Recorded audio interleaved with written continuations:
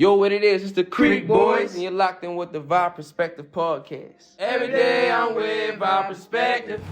Yo, what it do, family? It's your favorite host, Mike on the mic from the Vibe Perspective Podcast. Tapped in with my guys at Ground 3 Radio, DJ OK, DJ RTs on the ones and twos, and listen, we back at it again for another Vibe Style Tuesday, another series of interviews, and shout out to each and every one of my listeners tonight. Be sure to call in at 443-377-1872. Again, that number is 443-377-1872. And listen, man, I can't even do the formalities today. We gotta get straight to it. I got my guy in the building. One of the hottest upcoming artists you've seen. I know you've seen his videos on Instagram, YouTube, everywhere. He's everywhere. He's in Vegas, he's in the city, he's out of the city, performing, doing everything, going crazy. My guy, Hotep is in the building. What's up, bro? Whoa, Mike, what's up? What's going on? What's up with you? Man, ain't nothing, man. I always like to keep people in front of me that I respect, and you know, I gotta tap in with you, you know what I'm saying?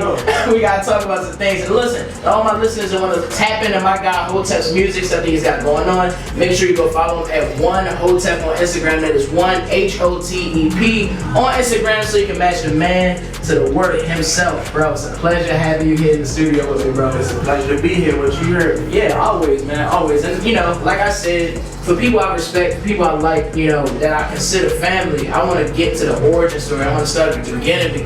Because a lot of people hear your music, they don't know you personally. Right. You know what I'm saying? I want to bridge that gap. So tell me, like, first of all, where did the name Hotep even come from? Where did your parents get that inspiration? Did you talk to them about that? Did they like, yeah. When I got older enough, I want to say I was like 12, 13, I asked my father, I'm like, how come I don't got a name like yours? A regular name, you feel me? Like Joe or John or sure, regular shit.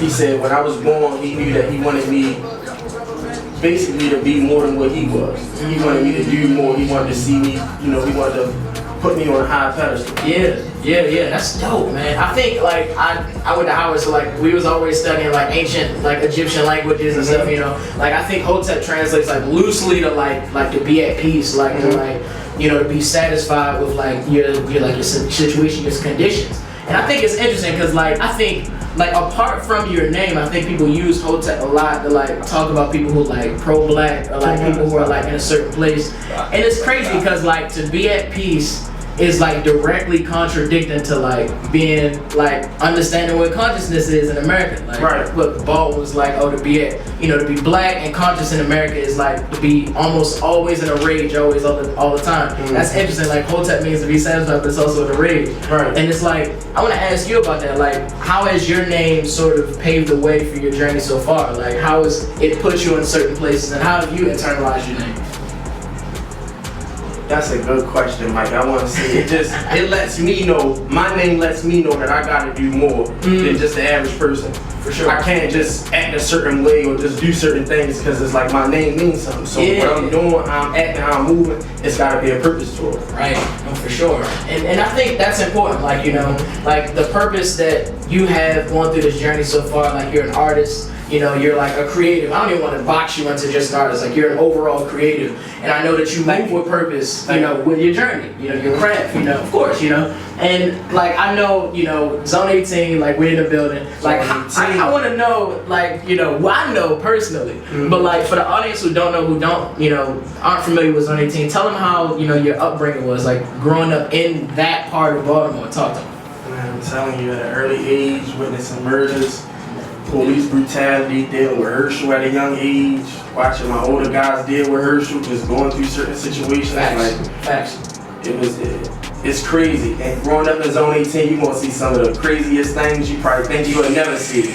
You're gonna see them. Especially at an early age. If you're starting at an early age, yeah, you're gonna see it. Yeah. Everything. There's nothing you probably won't see. That's a fact. I ain't even gonna lie. Like that's the best way to put it. Like you might, it's so many things that come with that experience. Like, you know, you can't really guess what journey you're gonna get being in Zone 18. You just kind of get hit with it. You gotta deal with like everything day by day. What? You know, like, and man, to make it, you know, this far, I know a lot of guys didn't make it to 17, 18. You know what I'm saying? Like, and to make it this far to where we are is like a blessing. You know, and I want to talk to you about that, especially, you know, seeing young kids watch this show, seeing, you know, people that are still in Zone 18, you know, still people we cool with every day, watch this show. Like, you know, I want to show everybody that like, yo, it's a way you can make it out, and you can do the thing you love to do, you know, while doing that, and being in Zone 18, Zone 17, you know, like wherever you went. In Baltimore City, it's a way out. You can actually make that happen for yourself. So shout out to you, you know what I'm saying, for like putting your dreams first and like working that hard journey to get here. Thank you. You know what I mean? No doubt. And I want to talk to you about like your, you know, we talked about being an artist, we talked about being a creative. Like there's some influences that come with that too, right? Like, you know, you talked about, I think previously, like old school R&B was some of your influences, like even like old like rap, hip hop, like, you know, and you were almost forced to listen to a lot of this stuff. Right. You know, talk to me about that experience of like being thrown into the music early. So it's like with my mother growing up around my mom, if she was cooking in the kitchen, she probably listening to Mary J. When we riding in the car, she probably listening to Erykah Badu. But when I get in the car with my father, he listening to what? Eric B. and Rakim, yes, sir. Beastie Boys, yes, sir. KRS-One. Then when I come home and get with my older brother, he listening to Yo Gotti, Back to the Basics. He listening to 3-6. So I'm getting it from every angle. Yeah. That's why it's just like it's in me. I grew up all the way around music. Everywhere I went, music here, music there. Yeah, no, for sure. I think there was you had mentioned something about like you first got your iPods and like your iPod, you just like, you kept that in, like you kept your headphones in, like Elementary school. Deep into music at elementary school, right? Like what was some of the people you were listening to early on that influenced you so far? Yo, I ain't gonna lie, going to school, at elementary school, I always used to play Fireman when that's your first name.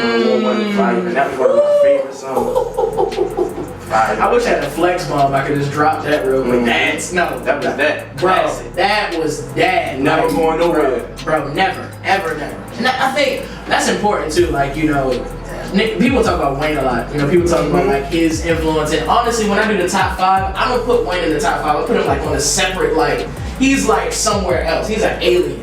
Like, I think Wayne is like sort of beyond lists nowadays. Right. You know what I'm saying? Where do you put him in your top 5? Is he one of your favorite artists of all time? He is one of my favorite, but I wouldn't put him in my top 5. Okay. I would throw Wayne in my top 10. Top 10? Okay, that's fair. Probably That's like fair. 7, something like that. Yeah, even with the mixtapes, even with the. Who would you put in your top 5? Gotti, Okay. Gucci, Okay. Nas. This is a strong list so far. Gotti, Gucci, Nas. I know I'm putting you on the spot. Jeezy is hard. Okay. I'm gonna say Drake. And Drake, okay, I wasn't expecting Drake. Okay, yeah, no, for sure. There's some diversity to the list too, and that tells me like you're listening for like a bunch of different things when you get in music. Yep. You know what I'm saying, and that reflects into your music. I think. Yep, You know, for like sure. you have a certain taste level. You know, I know we can talk for a while about your music and like a while about sort of the things that your music is taking you to. You know, but like. Just in terms of you making music for yourself, I remember you said something about making music that, you know, that you can relate to, but others also can like tap into with your words. Right. Like, where does that come from in terms of like making songs that touch individual people? I want to say the music that I make is timeless. So it's like, I was thinking about this the other day. What do you imagine yourself listening to 20 years from now? So it's like, I want to make the music that people can go and still listen to 20, 30 years from now. Yeah. Stuff that 40 and 50 year olds listening to now, I won't be able to listen to it when I turn 20. When I turn 40 and 50, you feel me, 20 years from now. Yeah, for sure. So me and my peers will still be able to bump, you know, change and something like change. Because it's real. It's still going to be relatable. Yeah, no, for sure. I think that's interesting too, because I think, you know, nowadays we have the artists that like our old heads like play, you know, and that they consider that timeless. Right. Like, and I definitely want to be in 20, 30 years, be like, yo, I'm bumping Hotep. Like, you know, like, and I can see myself doing that, because like you said, Changing is a very timeless record, you know, and just to kind of move to that a little bit, like you shot the Changing video in Vegas, you know, shot by Chauncey Write, you know, shot by Chauncey Write, friend of the show. Like, what was that experience like? I know that was like a whole thing, like a whole crazy thing. Just, man, I'm telling you, 4 or 5 days worth of shooting, starting on Harford Road, you know, at the Gibbs at the restaurant. Yeah. Going around the hood, trying to find a nice little spot. Police was messing with us. Really? What? Just because we was shooting a video, they pulled up, hey, what you guys doing? Act like they ain't want to leave. Chauncey had to let them know, like, look, yo, this is what we get paid to do this. Yeah. Feel me? This is what we get paid to do. We working. We ain't just right here playing around. Yeah. We don't got a bunch of guns aiming them at the Right. You feel me? The director. No, we shooting a video. We shooting a movie. Right. This is not the only time you gonna see us doing it. You feel me? And that's what we doing. So it was crazy. But yeah, when we left off the road, me and Chauncey parted ways, met back up at the airport. Yeah. Started shooting in Vegas, jumped in a Rolls Royce, went to our spot to the telly. Started shooting. We just walked around that night. When I got to the hotel. I left out probably got off like 2, 3 in the morning. I just walked around. My first time in Vegas. I'm just walking the strip. Chauncey, look, FaceTime. I want you here. Call him, yo, take the pictures. I want you here from this restaurant. Right here, right there. Denny's is 24 hours out there. Yeah. Dispensary 24 hours. 24 hours. They don't deliver 24 hours, but you can pull up. They got 2 dispensaries right across the street. It was a vibe. It was a vibe. Yeah. First time in Vegas, I had fun. That's dope. I just came back from Vegas too. Shout out to everybody in Vegas. I made some connects out there. Shout out to Planet 13 too, one of the best dispensaries I've been to. That's where I went. Tell me, man. No, I'm telling you, it's up. It's a mall in there. If you haven't been, you gotta go to Planet 13. You can check out the Grove too. It's decent. But yeah, no, I think that's dope. Like traveling and doing things, for your craft. Making new looks, doing new visuals, like working with different, creatives like Chauncey Write.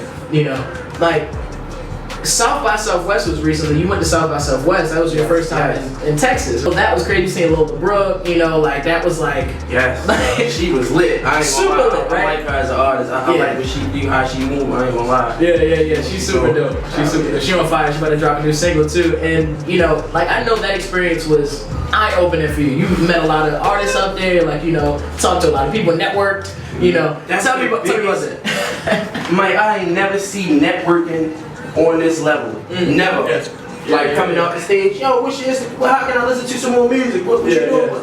People giving me their number. People giving me merch.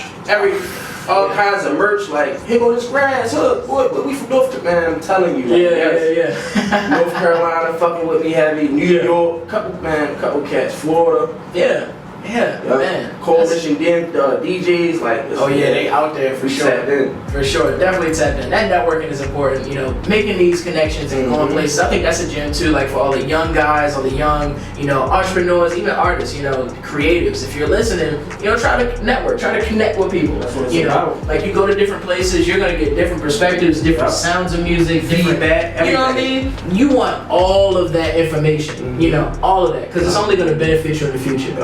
And you might even have your own brand that you want to push while you're out there. We talked about off air road runners. You know what I'm saying? Like road runners, real road runners, right? Really running road. You know what I'm saying? And that's like your personal endeavor. And you got a team along with you. Like shout out to somebody team. Like tell me about road runners. And I know you was pushing that really heavy in Texas when you was at South by Southwest. Tell me about that. Real road runners. We just take care of business every day. We wake up, take care of business however you take care of it. If you gotta go to school, you don't have no car, you got a bike, you gotta go to work, you don't have no car, you don't catch the bus, take your bike. You feel me? You can get the bus pass, make your way to work. Just make sure that you get your dollar. Really run the road. That's it. Take care of your business, man. Really run. That's a gem too. I think you gotta always get to the bag. Don't let certain obstacle situations get in front of you.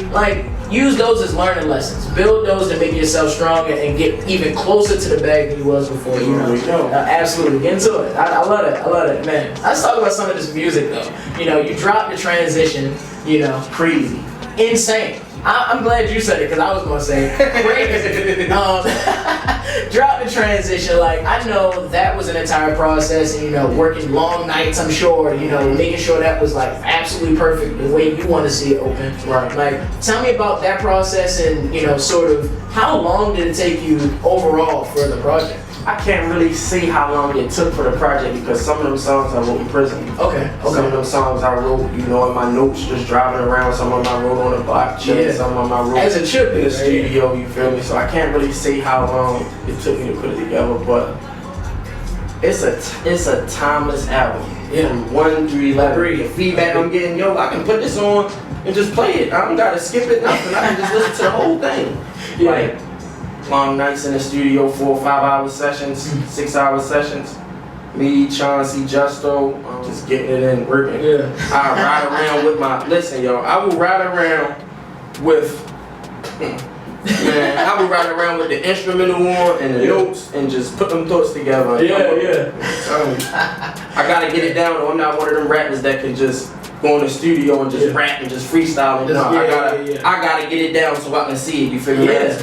Pen and pad or the phone. Yeah, I was gonna ask about your process too, because I think it's been about 4 or 5 different artists that have come through the show and it said like, yeah, I go off the top of the dome, like I like do the thing. I'm like, yeah, sure, that's like one way of doing it, like that's your process, you know. But I think some of my best and some of my favorite artists that I listen to every day are people who write it down. Right. Like they really put the time into like they write it down. They might not even like it the first time. They will like go over it like, okay, I'm gonna make this line even harder. I'm gonna make this go even crazier. And it's like that extra like step of thought that goes into that writing. Like I'm glad to hear that you write your stuff because I can honestly hear it in your music. Right.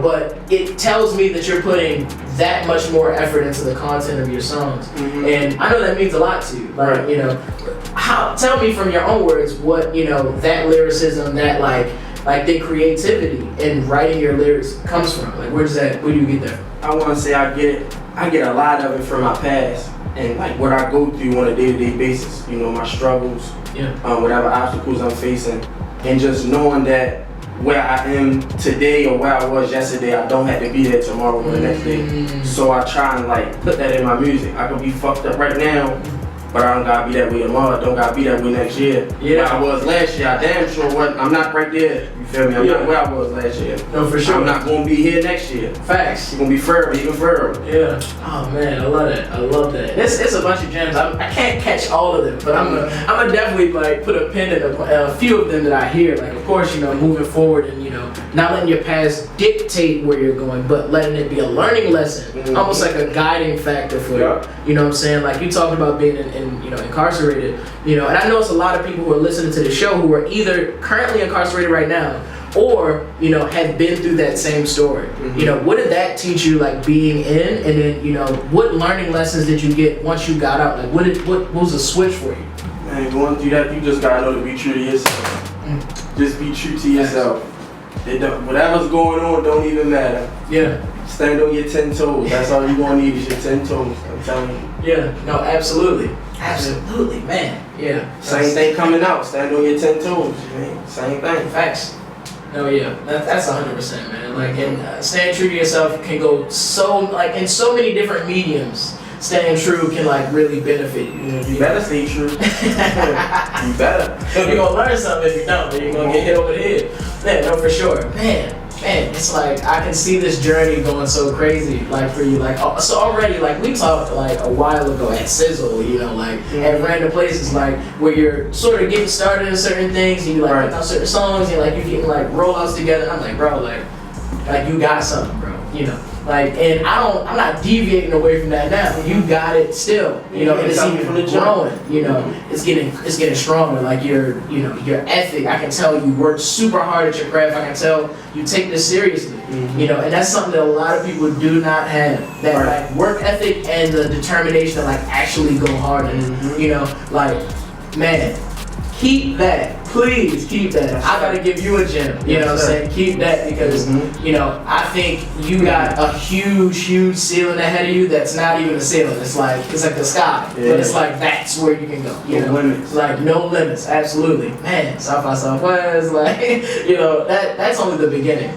I think seeing Lola Brooke was like one of the, beginning. It's like, oh, I just see her now. I see her performance. She gonna see me next, on in a real way. So big shout out to you. I gotta give you your flowers right here in front of me. I can't let you leave without getting your flowers, you know what I'm saying? Thank you. Man, no, absolutely. Absolutely. Man, so, I mean, I do, and one of the last things I want to, kind of get on, I want to talk to you about working with other artists and producers in the city. I know there's a lot of talent in Zone 18. Can you talk to me about that first? Like, who else that of course a bunch of people, but like in Zone 18, who are some of the other up and coming artists that you've bumped shoulders with and worked alongside? I see Big shout out. Definitely check my man out. He just dropped THC, his album, not too long ago. We got a feature Cashew. Not sure the number, but it's definitely on the album. Probably number 3, 4 on the album. Yeah, you gotta check my man. Want to see you doing this thing, getting to it. DJ Chuck Spins behind him, pushing him.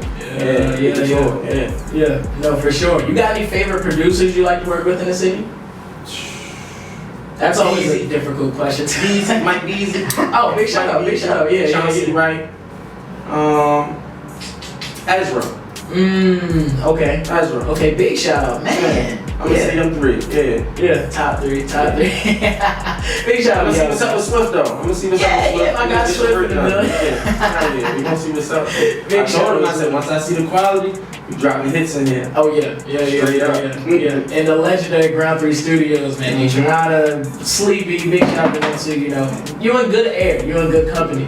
Sure. And then speaking of, sort of working, here and doing some things in the future, I want to know, what are your future plans? In the next, let's say, 5 years, what is Hotep's plans for his career in music, and what can we look forward to? In the next 5 years, I want to see him give 3 to 4 crazy albums. Ooh. At least three. Okay. Crazy albums. Yeah. Unlimited visuals. We see that now. Yeah. I know I'm going for a distribution deal. Okay. Definitely gonna have a distribution deal in the next 5 years. That's a fact. Okay.